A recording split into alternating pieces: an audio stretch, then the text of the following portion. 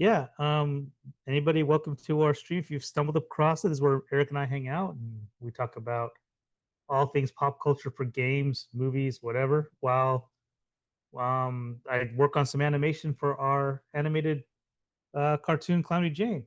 So just gonna hang out with us while Eric and I discuss creativity stuff and or story beats, whatever the writers room wants, whatever the animators room wants. We talk about it here too, about the show, or we talk about other random stuff. Yeah, everything. I guess things are good over in Georgia, so I think we're in good shape today, huh? Okay, I will share my screen. Mm-hmm. Yep.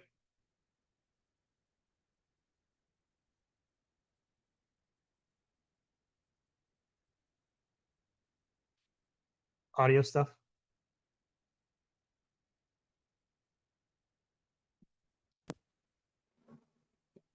There we go. Once again, OBS or something changed. I don't know why Windows lets devices or applications do this, right? Yeah.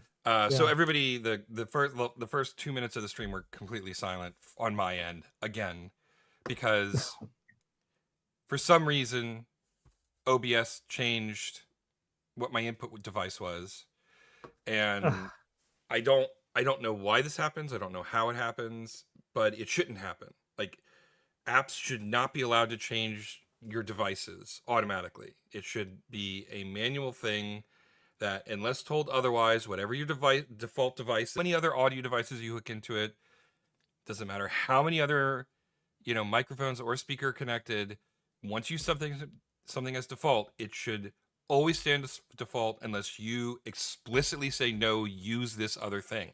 There is a reason why I have my microphone as my default input device. It's because Mhm. I want that to be my default input device. And Man. anyway, so the first couple of minutes of the stream were completely are getting audio now. Also, OBS is doing its thing where it's disconnecting and reconnecting constantly. We are just having technical issues all over the place, but we're gonna power through. We're gonna power through. Let's chalk this up to, I don't know, the flawless OS of Windows 11. Let's just chalk it up to that. Like it's one thing that's wrong with Windows 11. Other than that, it's a Oh, flawless it's operating perfect. system, Yeah. right? Oh, yeah. No, So you absolutely. know, Yeah, absolutely. And I don't know what yeah, sarcasm is. What is sarcasm?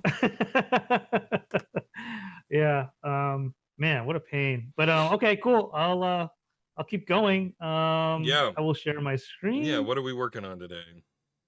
We are working on Sally and her mouth pack. I'm gonna go into our library of stuff, and I know I did a mouth pack for her before for front, but now we'll do it for her side view. Okay. So I'll be doing that tonight while we hang out and we battle more Windows 11 OS stuff on Eric's end, and we play tech support of sorts, Well, where Eric troubleshoots and we yeah. marvel at his Yeah. skill on the fly live to fix things. That's actually what we're going to pivot to on our stream here. It's just Oh putting all man. sorts of various expletives at it. Yeah, I don't it's a common enemy. I think a lot of us are dealing with Windows 11 these days. It's not a very popular operating system. I don't know what the number is. Isn't it always the odd ones that always get hate, and then the even ones are the happy ones for Windows? I can't keep track anymore. I I'm don't always mad at know. Windows. All I know is that my hope is that the Steam machine launches at a to penetrate into the consumer market with a TV driven PC running Linux, and game companies go, oh, I don't have to use Windows anymore. I don't have to use DirectX anymore. I can use Linux. Okay, I'm just going to make this my primary platform now. And Mm-hmm. at the very least, have a little bit of competition for the PC based OS market. I have been noticing that more and more companies have been releasing Mac versions of games now, Mm-hmm. which is something that's relatively new. Mac I've Yeah. um, and it seems like that is starting to change. So I don't know. Maybe we'll start seeing I mean, like in terms of what drives operating system adoption rates, it's not porn in this field, which is a surprise. Um, Hmm. it seems to me to be games for the most part, right? Um, and because most like word processors, like Google Docs, will run on anything. It doesn't care because it's all web based, right? Most like um, task apps, word processing apps, things like that. Those are all web based now, anyways, or at least have web based versions.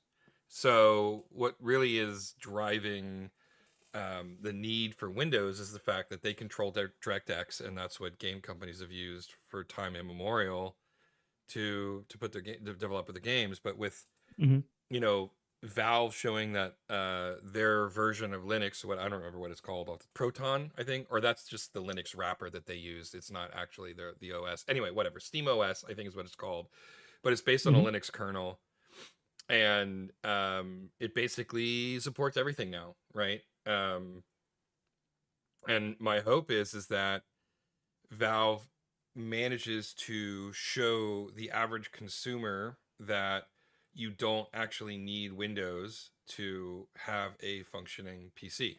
So I guess we'll see.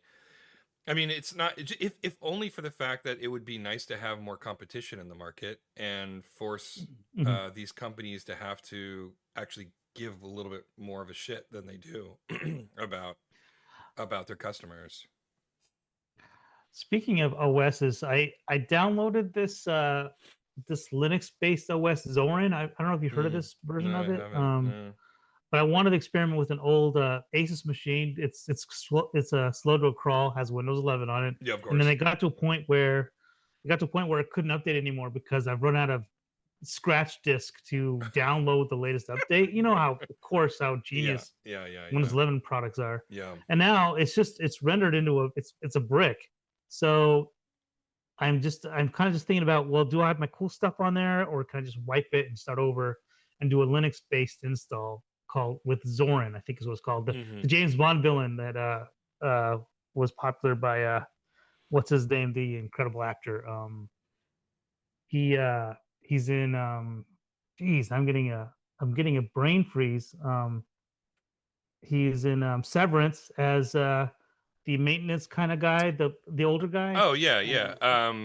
Oh my God, Walken, Christopher Christopher Walken. Walken. Gosh, why Yeah, that was a took me weird one. forever to, Yeah, yeah, yeah. yeah. So Christopher That Walken, was he his name played in The Living Daylight, right? It was The Zoran. Living Yes, Daylights. Yeah, yeah. yeah. Zoran, I I believe had is his name. completely We forgotten should Google that. that to make sure. Yeah. Anyway, so I don't think there's any correlation between the James Bond villain and this new I OS, but mean, don't I, make any assumptions. yeah, that's true. Maybe they loved him in that. But anyways, yeah, I have it sitting on my USB-C drive, and I might do it just to kind of start experimenting with another OS. It's Yeah, been a why while since not? I've done that. Yeah, why not? And with again, just watching you dealing with Windows 11 stuff and me dealing with it on the side, it's just why not just try to embrace something else and give it Hmm. a shot, you know? Yeah. I mean, I do most of my stuff on this Mac, these days, which a couple years ago I started doing on the Mac Mini, and it's been great. Hmm. But I'm not a big Hmm. fan of Mac either because of the System, in it. which is great as long as you Yeah, stay within the ecosystem, but it gets yeah, more yeah, challenging the second you take one step out of it. Yeah. exactly. Yeah. So Yeah, I mean, yeah, I dipped my toes somewhat into Apple OSs. I use my iPad basically as a travel laptop, and hmm, it again, like we talked about, maybe even I think last week, it does it's good 80% of the time, right? yeah, yeah. There's like 20% of the time it doesn't do what I need it to do, or it doesn't do what I need it to do in a way that makes sense to me, or something like that. Um, but I've actually found that I've not really had a need to buy a MacBook for the most part, because the iPad does most of what I needed to do. There's a couple of like audio editing tools and theater like show cue tools that Hmm. are only available on MacBooks. Um, Hmm. but other than that, like the iPad gets me what I need. So yeah, so I've not really dipped my toes into the wider world of Mac OS. Yeah, it's kind of frustrating because I have a an iPad Pro, the Mm-hmm. M whatever it's called, the M1 version. Mm-hmm. The first year they started doing the M1 stuff, Mm-hmm. and it's powerful, and you know that it could probably be just as equivalent to these days a low tier laptop, whatever. Mm-hmm. But yet they still refuse to let you do laptop. I mean, they're getting better with it, but they don't let you do a lot of laptopy stuff. That why not just why not just embrace it and let us use it like a laptop Yeah. sometimes, it's so frustrating. Yeah, it is. It is interesting. I wonder if part of it is that they're afraid of cannibalizing their MacBook market. Like Yeah, they're, I think you're right. because I'm pretty sure. I mean, I have the Magic Keyboard with my for my iPad, and it has a trackpad that basically effectively, you know, enables mouse input on the iPad, and I'm pretty sure Hmm. um, iPads support mouse input anyway, right? So you're a shade of gray away from it just being a MacBook. Yep. So. Yeah, exactly. And also I think they have to feel a little bit of pressure because meanwhile on Android, like I got my, I got my brother-in-law a Lenovo tablet, which is a powerful PC, pretty much Mm-hmm. laptop. Mm-hmm. And then I actually paired it with the Magic Keyboard for him and the Magic Mouse on Android, Mm-hmm. and now he can do all of his office program stuff on that. It's like, Mm-hmm. well, Apple, you got to kind of catch up because if Android devices randomly are doing this now in the wild, you got to kind of keep up with the Joneses here a little bit, Mm-hmm. Mm-hmm. So I don't know. It's just interesting because they still want to be curmudgeony about stuff, but yet it's like a tease. Yeah. Yeah. Yeah. Yeah. But So anyway, we don't have to spend another evening bemoaning modern technology and the double-edged sword that it has become. yeah, yeah. Um, what have you have been goofing around with a personal project of late, I believe, and you showed it to me, and it's pretty exciting. We're not going to talk about it here. That's definitely outside of the scope of this, but it's pretty fun what you've been goofing around with. So maybe I'll launch into something. I finished Tears of the Kingdom, or at least as far as I was going to take it. Um, So uh, wait, you beat it now? You're beat done it. now, Yeah, right? I beat it. Wow. I've worked it through my system, digested it Okay. completely, put it to bed. Okay. Once you beat the game and you relaunch it, it adds your percentage counter, like how much of the content you've collected in the game, like how many side quests you finished, how many Uh-huh. Koroks you found, etc., etc. I was guessing when I finished it that I was going to be at like 49% of the content found, right? This is Okay. a game that Mm-hmm. is just like padded in the extreme with stuff. Not all of it Mm-hmm. worthwhile doing, but it is. But when I finished it, I was at 60%. I was Hmm. surprised at how much I managed to uh, uh, complete. Um, I yeah, with that count, really the only thing I had left to do were scavenger hunts.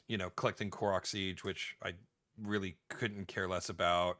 Monster, Mm-hmm. boss monster hunts, which don't really care about because combat is one of my least favorite things in that game. Mm-hmm. Um, and so scavenger hunts and boss monsters were basically all that's left. And I'm like, I'm good. I've seen everything I wanted to do. I found all the shrines, got all the light roots, upgraded my inventory, basically expanded everything that was valuable from a discovery and game completion standpoint. And yeah, but much I enjoyed it. And so your opinion still stands. You still are happy with the game. And it's ahead of Breath of the Wild by Oh quite a yeah. bit. Oh yeah, big time. I much prefer it to Breath of the Wild. Um Mm-hmm. like hands down. Again, it just comes back to the toys that they give you to play with. Pure and simple. Mm-hmm.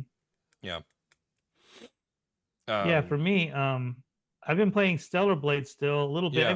But I've been just kind of picking at it because, yeah, like you're saying, I am working on a little side project that's kind of like little mini game type of thing I've been doing on the side. So it's been taking away my that's been my video game time, is just playing in Unity a little bit, Mm-hmm. and trying to get some stuff off the ground with that. Yeah, and I've talked to you about it a little bit. Maybe one of these days we'll talk about it in some other separate stream. Who knows, you know? But again, I don't want to take away from Calamity Jane tonight as we power through some stuff here. But Yeah. yeah, I haven't really had a chance to um, kind of dabble with any other game right now. I'm trying to get Stellar Blade beat, and then I'll move on to another game. But I still don't know what I want to. You got another game, I'm sure, on the horizon that you want to kind of tackle, Well, right? it's funny that you say the word Horizon. I started playing Forza Horizon 5. Um, Okay. and I don't think I'm going to continue with it. Oh. I put about 6 hours into it. Now I got this on a crazy, weird, deep, like publisher sale on Steam, sometime Okay. last year, and that's when I got like South of Midnight and like Miles Morales and Hmm. Doom: The Dark Ages, etc., etc. Um, but I put about 6 hours into it, and I don't. It's not grabbing me. I don't. Searching for over a decade at this point for um uh a sequel basically to Burnout Paradise, Okay. Criterion's classic open world racing smash 'em up game. To this day, it remains one of my favorite games of all time. Hmm. And there have been plenty of other attempts at it, even from Criterion, but no one has recaptured that, lightning in a bottle, so to speak. Especially now that it feels like all racing games are obsessed with using licensed vehicles instead of Hmm. just, um, doing their own thing. uh yeah, so like the closest that came to it, I think Criterion did a game called Need for Speed, Most Wanted or Hot Pursuit, I don't remember, but Hmm. it was the closest that anybody got to um a, a Burnout Paradise sequel. But it didn't quite hit the mark, partially because they were using licensed cars and they couldn't do crazy destruction on them, right? Hmm. Hmm. um Good um uh reviews. The series is like really popular, and Uh-huh. it gives the same kind of vibe. So it's open world, you go from point to point, you select events to do, you complete the events, and then where the events take you to, you like, oh, okay, well there's this other event right here, and so you just zigzag your way back and forth across the map, completing events, right? Okay. And I was having fun with it, but there were just two things that just kept me hooked. One was, there is so much talking from terrible NPCs in the game. Just I don't know why they felt the need to create, I guess, a story, so to to some extent. But there's so much talking, and they never shut up, and all of the characters are annoying, and everything they have to say is Oh annoying. man. And it was such a turnoff. Like, I couldn't just start an event. I had to have a whole, human figures, like, puppet around while these really, really bad voice actors say bad dialogue. Oh And it's like, I man. just want to race silly cars, right? I Yeah. don't need any of this. I don't want any of this. This doesn't improve the game. It actually makes it worse. It really did make it worse for me. Um, and then the other thing, which isn't the game's fault, it is its design. The thing that I loved the most about Burnout Paradise is how arcadey it was. Like, you Yeah. had Hmm. a drift button basically, right? And so Yeah. physics were whatever they defined physics to be, right? They weren't. Hmm. It was truly an arcade racer. And Forza Hmm. Horizon, because of its pedigree, like, while it is arcadey by Forza standards, is still way too much of a sim for my taste, right? Uh-huh. You Yeah. can't drift easily, you spin out easily, tires aren't like just bubble gum that stick you to the road, right? You actually have to Hmm. pay attention to inertia and momentum and things like that. And Hmm. it just, for me, wasn't as fun to play as a result. Hmm. And so yeah, I might go back and dabble with it a little bit, but it's definitely not going to be something that I pour a lot of time into. Yeah, it's interesting. I started way back as I'm ancient. Starting with pole position, Yeah. all the way I up mean, through I've like played pole Twisted Metal. position. I mean, I'm not much younger than you. Well, you're a spring chicken compared to me. Let's put it Fair. that way. But yeah. Let's see. Like yeah, pole position was one, and then Ridge Racer, of course, Mm-hmm. Rad Racer on the Rad 8-bit. Racer on the So NES. Yep. yeah. But for me, I've always liked the arcadey style. I couldn't get into the sim versions of these games. I just Mm-hmm. thought they were too realistic, and it kind of ruined the arcadey kind of fun of them Mm-hmm. in general. So Mm-hmm. I can't really speak to Forza. I never played a Forza game actually, or a Need for Speed actually. It's always been those kind of preposterous type of racing games San where Francisco just Rush and yeah. hmm Yeah. or what's it called? The Sega one that was classic for a long time. You Daytona know, or there was Daytona that was great, and there was also Outrun. I think was it called Outrun. Outrun? Yeah, it's Outrun. Yeah, Yeah. yeah. Crash Mm-hmm. in the convertible. But that pixelated, it was just it had a charm to it that was fun. Crazy Taxi was a Yeah, great one. I love I that wish game. someone would do another Crazy Taxi. I Jeez, know I can't Sega. believe, Yeah, you know. I know Sega tried to revitalize it with a new entry in the franchise on some platform or another, and I don't think it really uh, moved the needle at all, which is a Mhm. shame. But yeah, I loved the old Crazy Taxi. Yeah. So yeah, I can't speak to. So actually, you got Burnout Paradise on a recommend from you. I mean, it's a cool game. I didn't put as much time into it as you did, but Mm-hmm. I appreciate it for what it was and for its arcadey kind of feel. I enjoyed that game. I thought it was really cool. Oddly enough, for me, my biggest critique for that game, and it's not fair, and I know it's not fair, is for how big of a town or city it was, and having nobody around. It Mm-hmm. it was too.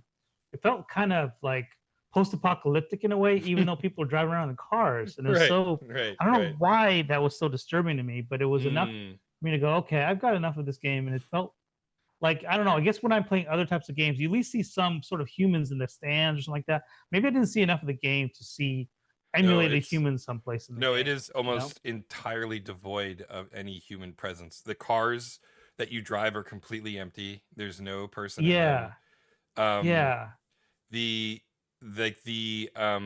the motorcycle expansion, obviously there were humanoid figures on it, but they also basically disabled the entire collision system for that game. When you hit a wall that would trigger a collision in a car, the screen would just fade black and repop and your motorcycle would just be right there. uh My huh, understanding is, and I think that ESRB is more lenient than it used to be. They the ESRB kept threatening to give them an M rating, really, because the collision system is so graphic and violent in a very cool way. Watching the metal crunch and the fact that like whenever you get a big jeez, crash, it all goes into slow motion, and you get these uh huh, close ups of tires flying in every other yeah, direction. yeah, The ESRB was like, if you put a human in here, we're going to give you an E rating. Even if there's no blood, no indication of violence, you're getting, I mean, an M rating. You're going to get an M rating. hmm, Um, and, uh, and so they went to great pains to remove any semblance of a human presence to make sure that wow, they kept, I think it was an E. I think they had like an E rating on it. huh. It might have been a teen, but I feel like it was probably an E rating. Um, so yeah, so that was my, based on what I've heard, that was the reason why. Wow. Interesting origin story for that. So there was a purpose for that then, you know. Mm-hmm. The Mm-hmm. other what's funny is like I kind of it's not again, this is not fair. This is just my own biases here, but it was like it reminded me of the Cars franchise for Toy Story Mm-hmm. where there's just nobody around, there's burger joints and stuff, but like the cars aren't going to eat a burger joint. They just want all they want is oil. So Mm-hmm. you don't Mm-hmm. see it's just odd. Like, and then I guess they put cars in the stands and stuff like that to root for them. But I always found it. I don't know what it was. It just Hmm. was too jarring for me. So Burnout Paradise is the same. It just was that one step too far removed. I want to have some humans around somewhere to That's fair. to watch or you know. That's But it fair. was still a good game. All the physics in that game were terrific, and Mm-hmm. like everything you were saying about the polish with the slow mo, everything is just spot on. It's a really fun game. Yeah, it's a very well put together game. Much better than any other. Like I haven't played as many races as you, but it's probably the best physics based arcadey style game I've played in a long time. And as much as I like Twisted Metal, that one had its that one had flaws here and there, but that's what kind of made it charming to me too. Yeah, yeah, But it's a very different game. So yeah. yeah. No, without a doubt, like arcadey, physicsy, crunchy. Yeah. Yeah. I mean, it just didn't get better than Burnout Paradise for me, and they did towards the end of the game's life cycle. They did, and they supported it for years and years, right? Like they added police Mm-hmm. cars, they added motorcycles, they added an entire new section of the game called Big Surf Island. They, I think the final car count is in the hundreds, and it's not as high as Forza Horizon. Forza Horizon, if you bought all of the content, every car in the game, uh, there is almost 1,000 cars. Wow. Yeah. That's So 1,000 cars. yeah, Wow, yeah, that's insane. it's pretty crazy. Yeah. That part I liked. I mean, I don't like that they are basically completely rigid, and other than a few texture effects like cracked windows and a few pieces like rear view mirrors can break off. Mm-hmm. The cars are indestructible and just solid bricks, right? Mm-hmm. Mm-hmm. Um, and that's kind of a bummer to me that they're so static. But I do think the cars look cool, and because it's the playground games and Forza, they sound right. Like the interior consoles are all right. I'm sure they drive pretty similar to what their real world counterpart is. So yeah, so but it didn't grab me. I just was looking for something more arcadey, Mm-hmm. and the talking just it really got on my nerves. Like I really don't care why I'm going to point A to point B. I just want to go from point A to point B. Stop wasting my time. And you couldn't skip them either. There was no Mm-hmm. there was no skip cutscene button. You just had to sit there and watch these 30-second cutscenes, and it was kind of a death by 1,000 cuts thing, right? Like the cutscenes were 30 Yeah. seconds, they're barely nothing, but when you have to watch them after like half the events, it's just like, nope, I really just don't like this. Does not belong in a racing game. Saying that for a little bit, but again, like I said, I don't think I'm gonna go back to that. So now, if you're gonna hit the eject button on that, do you have another game in mind that you're gonna I don't fire know. up or? I don't know. I've got a lot of demos I've been meaning to play for upcoming games. I think probably the next one I'm gonna dive into deep if I want to is maybe Doom Dark Ages. I've played the first couple of Okay. stages of that, and it's super fun. Um, uh, and then Monster Hunter Stories 3 comes out next month, which I'm excited about. Mm-hmm. So I think Mm-hmm. that those will probably be the next ones that I spend some time with. So yeah. It's funny. I mean, again, I've already told this before, but I really like Miles Morales. I played that game. Yeah. You know, I mean, if you have an itch to play, if you like the Spider-Man one, the first Spider-Man game out of that series, I then did enjoy it. Miles Yeah. is a nice continuation. Yeah, it's really fun. Mm-hmm. Yes, I do want to. I do want to throw uh, oh yeah, don't forget that kind of thing. Yeah, I do have for that. That that was game one of the for ones that I sure. bought on that weird sale that came out of nowhere. It was almost Yeah. like Sony and Microsoft competing with each other because it was only Xbox and PlayStation games, PC ports of those games that were on sale, and they were insane discounts. And it wasn't advertised. Like I just happened to be on Steam and just happened to scroll over to my wish list to see if there was anything on sale, and yes, there was a lot on sale, and it was the strangest thing, but I'm like, okay. And so I bought something like 5 games, 6 games for the price of like 1.5. It was absolutely insane. Yeah. And when did you buy these games? Like This two was weeks ago, you last said? year, like last November or something. Oh, okay. I'm wondering. I haven't paid attention too much to the sales, but it feels like there's a lot of like Nintendo's been putting a lot of games on sale. I don't know what this is, like post Christmas type of Maybe. sales, Yeah, I but don't know. yeah.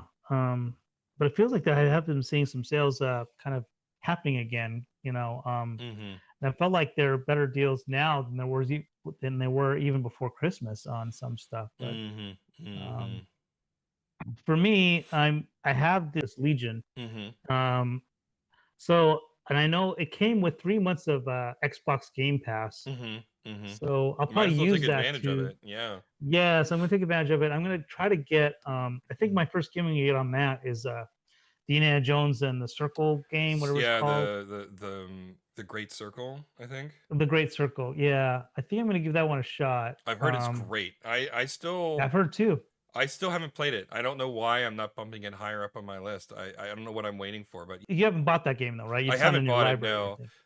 I try to as much as possible only buy games on sale now, and Yeah. it's been on sale for like 30% off, 35% off. But I'm still waiting for that. The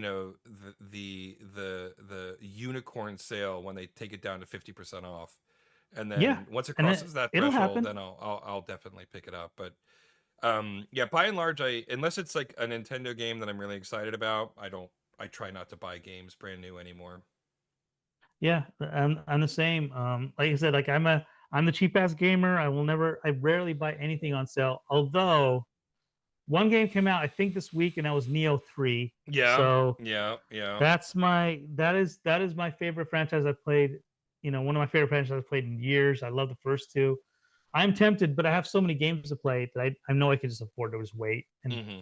I don't have the FOMO thing anymore. I don't really care about that. But I've heard good things about it, and I'd like to play it. I might just get the demo. But here's the thing about demos, and I don't know how you feel about them, but sometimes I feel like you're putting your time in this demo and you get attached to your character, and then when you buy the full game, you're pretty much starting over again. But Mm. sometimes they'll carry over your demo Mm-hmm. stuff, and then you can kind of continue on. I don't want to risk it and play the demo It and then should have to tell start over you. again. Oh, Like does it? the Monster Hunter Stories 3 demo makes it very clear that when you complete the demo, your character and the progress you made in the demo carries over to the full game. See, that's cool. Yeah. That's what I want to see happen, but Same with the I just Final don't trust Fantasy, it. or not Final Fantasy. Same with the Dragon Quest 7 remake. Mm-hmm. Because it's basically just the first couple of hours of the game. And yeah, Uh huh. like, why are you giving me the first couple of hours of the game only to have me have to replay those first couple of hours of the games? Like, at that point, you should do like a self-contained demo, but then that takes work, right? So yeah, so like the Dragon Quest 7 remake demo and the Monster Hunter Stories 3 demo, both the save files carry over into the finished game. Same with the Okay, we'll have to look same it with the up. Final Fantasy 7 remake demo. That also progress you make on that also carries over to the full game. So okay, that's good to know. I'm sure this is Tecmo that's doing it. So I mean they're pretty buttoned up with their stuff. Mm-hmm. Mm-hmm. I would imagine they would do the same. I mean, a But quick Google search will tell you. yeah, yeah. So that's kind of the only one I would actually buy full price, only because it's kind of weird, but it's almost like at this point I'm using my dollars to kind of go, yeah, I like you as a studio. I will Mm-hmm. send you my money, Yep. kind of a thing. That's where I'm at, you Yep, know. that's the way I spend Um, my money now. Is it's like, yes, I like what you're doing. I want you to do more of this. Here is my money, right? yes, yeah. I mean, and again, I'm tempted to go and buy Hollow Knight, Silk Song. It's already a reasonable price, and I mean that's Mm-hmm. pretty cool. They're pretty cool devs. They care about their game. You could tell with the Hollow Knight, the first one. That's one I wouldn't mind paying full price for. But yeah, there's a few here and there that I would actually do that for. But again, I have so many games to play. As gamers, we live in an exciting, fun time because there are so many games to Yeah. play that Well, there's not enough time. There's not enough time in our lifetime now to play everything. Now at yeah, this point, you yeah, have to be very choosy. You yeah, know? yeah, for sure. I don't know if you saw the latest PlayStation State of Play. They're doing like Nintendo Directs now, right? Where they just do, Okay. and it was like an hour and a half long, and it was almost entirely just game announcements. It was crazy. Usually Microsoft and Sony, they pad their videos with like 30 minutes of executives that don't know how to do any sort of public speaking talking like Yeah, mannequins, right? And like no one yeah, believes yeah, anything that you're saying. Just show me more video games, right? Um, yeah. and this time it was almost entirely games, and there was a lot of good stuff to look forward to. One of the ones that is a little bit frustrating that they announced it so early, but they're doing the God of War trilogy remake, Yeah, yeah, I saw which that. obviously it was just a logo, and I'm like, well, that was disappointing, but hopefully this doesn't turn into vaporware. But yeah, I mean, just like tons of game announcements, like the new Castlevania game was announced on Okay. the state of play, and um, you know, Konami's got a fair number of cool stuff coming, Metal Gear Solid stuff notwithstanding. And there's like, yeah, just a bunch of like third party games. Some of them PlayStation exclusives, some of them are definitely going to come to PC. So it was, yeah, it was like, again, like there's just so much stuff coming. I'm never going to play all of this. Yeah. Yeah, I don't have the money yeah. or the time to buy all of these things that I am interested in, right? It's funny. So you have you're pretty much performing the state of play for me. I didn't know that there was a new Castlevania out. Oh, really? Oh, wow. That's exciting. Yeah, yeah. Yeah, I've been It's kind of like just I in. think it's Trevor Belmont's daughter is the main character or something like that.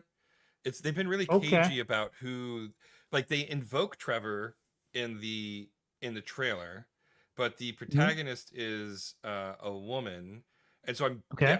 everybody's like speculating that it's Sonia Belmont from that very bad Game Boy Castlevania game, which Yeah, featured a female Castlevania Legends. Legends. Yeah, Hmm. everybody's speculating Yeah. that it's her. Um, Okay. but we'll see. They've been other than uh some gameplay footage, and that was the other thing about this. Like too often, with Microsoft and Sony, they'll do a game announce, but it's just a CG cutscene with not representative of game graphics written on the bottom of it. And I'm like, I don't care about this. If you're not showing me actual gameplay footage, it might as well just be vaporware, right? Hmm. Um, Hmm. and but this state of play, it was like almost every announce came with actual gameplay to demonstrate that yes, this is a real game and not just some marketing thing that we're using to announce right now. So this is also interesting too. Like with this whole insanity about feeding the AI, Mm-hmm. Sony's PS6 is now possibly delayed till 2028, Mm-hmm. which is 8 years. Didn't PS5 come out during COVID? So it's Right 2020, around right? there, yeah, somewhere around there, yeah. Oh my gosh! So we're gonna have 8 years between the next console generation for Sony. But I mean, I don't know what the nature of games are anyway right now. Like, like where is it going in a sense? Like, I think is our yeah, cons? I think Yeah, you go ahead. I think in terms of visual fidelity, um, we've hit a peak. Like I played Forza Horizon on my Steam Deck, and I played it on my you know bleeding edge Yeah. PC, and it played the same. I could see visual differences between the Steam Deck and the PC version, but it was so negligible as to be who cares, right? And Mhm. it was like, on the PC, everything is set at extreme, highest, highest, highest, highest, highest, highest, no compromises, right? Whereas on the Mhm. Steam Deck, all the settings were set at pretty low. And yet, from a gameplay standpoint, there was no difference in experience to me. Um, Mhm. and I think we've just hit a point where technology can't really produce better graphics. And so if developers don't start using the technology they have to do more interesting things with it rather than push more pixels to the screen, Yeah. um, uh, I think it's just going to really start to flounder. So I think that honestly, the PlayStation 6 or whatever coming out in 2028 doesn't matter anymore because Yeah. the visual uh, presentation, which is what sells these consoles, isn't going to be significantly better, right? Yeah. I, Yeah. I do believe that we're entering an era where yes, your game is pretty. That's a given. This isn't a selling Mhm. point anymore. you need to sell me on the value proposition of playing this game, right? Yeah. Yeah. Where good graphics are a given rather than a selling point.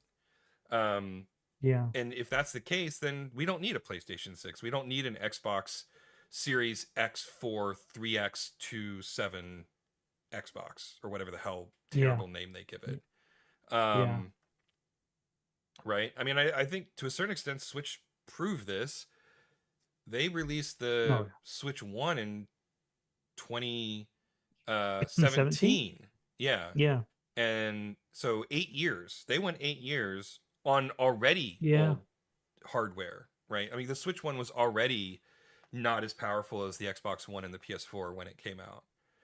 Um, I Yeah. mean, I think Nintendo continues to prove over and over again that most players um, don't really care about the bells and whistles of graphics. I mean, they do care, but it's not like the sole It's reason. never the priority. Yeah. Exactly. Yeah. Yeah. It's interesting. And also Nintendo, again, out of these big three, if you don't even call it that anymore. Now it's big two and a half It's big now. whatever. But Yeah. yeah, big whatever. But Nintendo will always have their IP. Mm-hmm. They always, again, just like, even though some people will accuse them of being like an iOS type of thing with their walled garden, but they have it. They have Mm-hmm. Mario. You can only get, for the most part, you can only get their properties on their Mm-hmm. console, so they're guaranteed to sell their console just to get Mario games and stuff like that, Mm-hmm. which Mm-hmm. is a which is a good we will give you and you will like it kind of a thing. This is the only way you can play the latest Mario is with what we give you Mm-hmm. kind of a thing.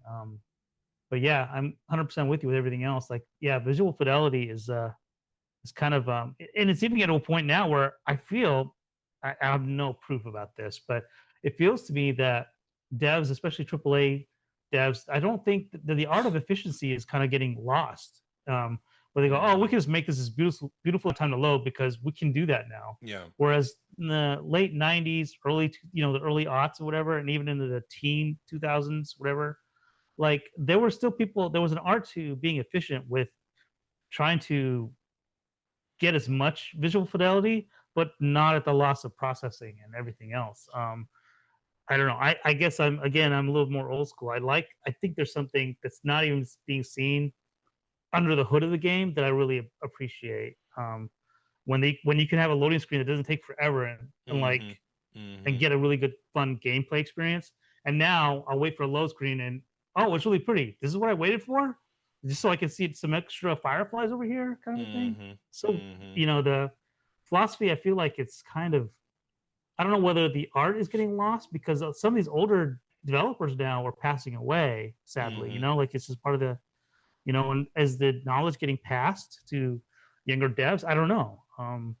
I could, I'm getting kind of into the weeds here a little bit, but Yeah. um, I don't know. I mean, there is a generational shift happening. yeah. Miyamoto doesn't even works in the game Hmm. division anymore. He's completely on the like the movie and television side of things now, right? Wow, I didn't know he went over there. Jeez, really? My understanding Bummer. is that yeah, he doesn't work on games at all anymore. Um, Yeah. and Eiji Aonuma, um, while he's still ostensibly the producer for the Zelda series, the game directors have been driving those games for years now. I mean, he doesn't really have a lot Yeah. to do in any of the day-to-day design of it or creative. Most of their franchises. I mean, they've completely outsourced Metroid, right? They don't do any of that in-house to varying They degrees don't of know what to do success. with it. Yeah, That's the problem. but yeah, I mean, the old guard. I mean, for me, and obviously I'm biased, but for me, I think Nintendo has done a really good job of passing the torch on to the new generations, because the people that were making all their old great games are no longer making those games, but the people who are making those games are Hmm. desirable. So Yeah. There's a couple of next gen, well, not next gen, but they're the ones that are kind of gotten the baton, which is like Sakurai, I believe with yep, Smash Brothers, Masahiro right? Sakurai. He's one. He's still doing Yeah. it. He just finished off Kirby Yeah. Air Ride, and Kirby's solid yeah, from everything you told me. It was a yeah, really it good was great. game. I mean, So surprisingly good. I really like Kirby Air Riders. Was completely blown away by it. yeah. And this is to loop back, close the loop a little bit. Playing Horizon, Forza Horizon um, uh, it made me appreciate Kirby Air Riders more because you're playing that and you're holding down the right trigger Yeah. constantly because you're applying, it's the Yeah. accelerator, right? Hmm. And it's Hmm. like my index finger gets fatigued playing that Yeah. Of game. course. Yeah. Yeah. But with Kirby Air Riders, where acceleration is automatic and it's all about managing your drift, uh, Hmm. it actually is like, wow, I kind of want to go back and play Kirby Air Raiders. I'm really I like the fact that, like, yes, we know you want to go. It's like you don't need to hold down a button to go. We know you want. That's the whole point, is to go. How do we make this Huh. interesting in a different way? And it just made me appreciate that kind of weird approach to racing games that he took. And yeah, really dug it. Really like it. Hmm. Yeah. So Well, if it goes on sale, maybe I'll pick it up one of these days. one of these days. Yeah. Yeah. Yeah. Um, I think we've gone on for a good Yeah, chunk we've of got it. time. I Yeah, got to a good pretty long. spot. Yeah. Um, just here to kind of recap here, we got Sally's mouth pack done. Mm-hmm. She's in a good spot to talk and offer Calamity Jane some vittles. Lovely, lovely.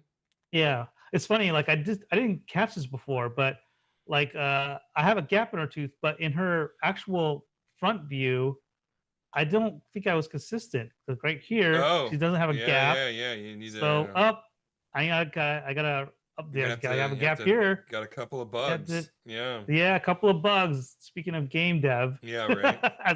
as we anim dev here. Yeah. Anim dev. Gotta Yeah. take out the anim So bugs. But there's a little oopsie there, but that'll be fixed yeah, soon enough. that's an easy But enough fix. yeah, Well, everybody, you can catch us on all the socials. Just look for at Calamity Jane Salamander. It's pretty easy to find. Look for the purple salamander wearing a hoodie, and that's all of our stuff. You can also head over to calamityjane.rocks. It'll take you to our Patreon site, and please consider subscribing and helping us make this cartoon a reality. Otherwise, we'll be back next week. So until then, stay safe out there, everybody, and have a good night. good night.